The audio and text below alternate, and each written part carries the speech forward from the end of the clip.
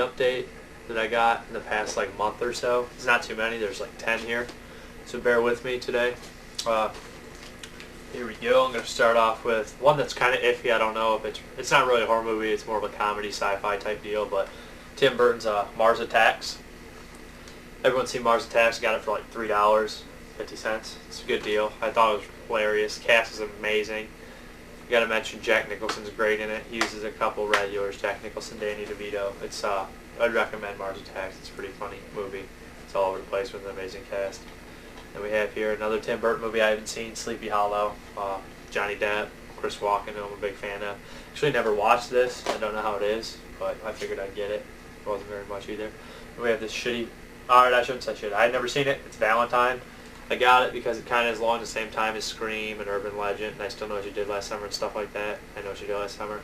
And, you know, it fits in with those, and I have those. Although not all of them aren't really... I don't really like all of them that much, but I just figured this was $1, and I never got a chance to see it when it came out, so I'd grab it. Because I'd never see it that cheap again. And I would never bring myself to spend more on that than that. We got M. Night Shyamalan's Signs, really cheap again. This film was actually pretty scary at first when I first saw it. I actually was like, that's pretty cool with the alien and the birthday camera stuff. And then when the end hit, I was a little iffy, and then I started reading some reviews, and this one guy tore it to pieces. And every time I watch Signs now, when it gets to the end, I bust out laughing. So I really don't think, I think it's been kind of like crapped on, and an ending that really didn't make any sense, didn't help it too well. We have another one here, Stranger is Watching. I've actually never watched this one either. I had it burned previously, but I hadn't got a chance to see it. It looks pretty decent. I think Sean Cunningham, the producer of Friday the 13th, did he direct this one? Yeah, he directed this one. So it's probably pretty decent.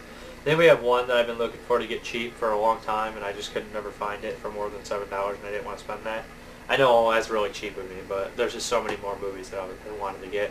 And it's Fire in the Sky, and I got it for $3.50. And this movie's it's PG-13, but it has like Robert Patrick and James Garner and stuff, and it starts off pretty slow, like at first, and it's kind of boring. In the beginning, this guy gets abducted, it's based on a true story, and you're like, oh, that's cool, and then there's like a 45-minute gap of boredom, and then when the actual movie hits the fan, it actually gets kind of freaky and spooky and stuff, especially considering it's based on a true story.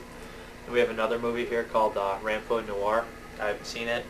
It's like 3 short stories in a Haitian anthology horror film type deal. They all seem pretty interesting, like stories in here. They're based off a book or something by 4 Chilling Tales. There's 4, and Chilling Tales in the Mind of Madness. It's a Japanese horror story.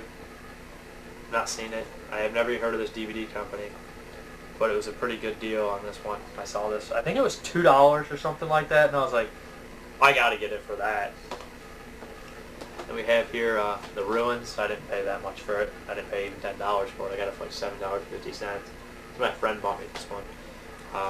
I watched this one, and I was expecting a lot of great things. I could get past the fact that the plants are flesh-eating. I thought that was alright. I heard about that anyways, but to be honest though, it has some pretty cool scenes in it, and some pretty graphic scenes and everything.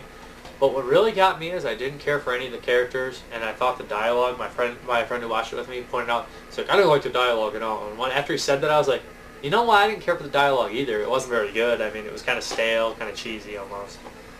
But it was still a decent movie. It's still worth a watch. I mean, it's a lot better than a lot of the crap that just comes out nowadays. We have another one here by Code Red DVD, the double disc of The Unseen. Usually when I can afford it, I would buy everything that comes out from Code Red DVD. It's a hell of a company. I haven't got a chance to watch The Unseen yet. I had not seen it when it was on VHS at all, or anything, when it was ever made, but it was in a double disc here. I gotta admit, I love Code Red. I love what they do. They find obscure movies and get the rights to classics. Some of them are classics, some of them not so classic, but they're all underappreciated films regardless. And I don't know how The Unseen is. It has a pretty cool cast in this movie. It has, let me find it right here.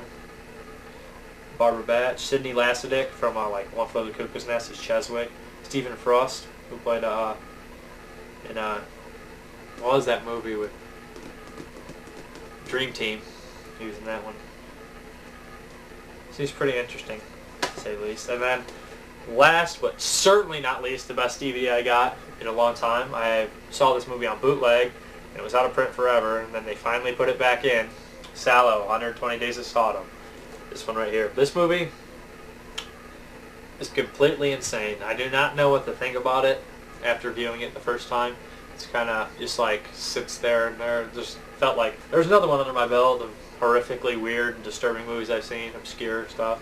Not obscure, but I mean more of like the kind of stuff that just supposedly just shock you and stuff and just screw with your head, like stuff like Cannibal Holocaust, which is one of my favorite movies. But this one was pretty intense to say the least. I'm gonna have to sit down one day and just watch all the special features and stuff. Maybe get some more insight on what the director was thinking and everything. Was that thing that he was killed for that movie or something for his work? I don't know about that. There's a whole like stale stench about his death and everything. But that's my DVD update, and I should have one at the end of September. I should be getting some pretty good movies in. So thanks for tuning in. Thanks. Bye.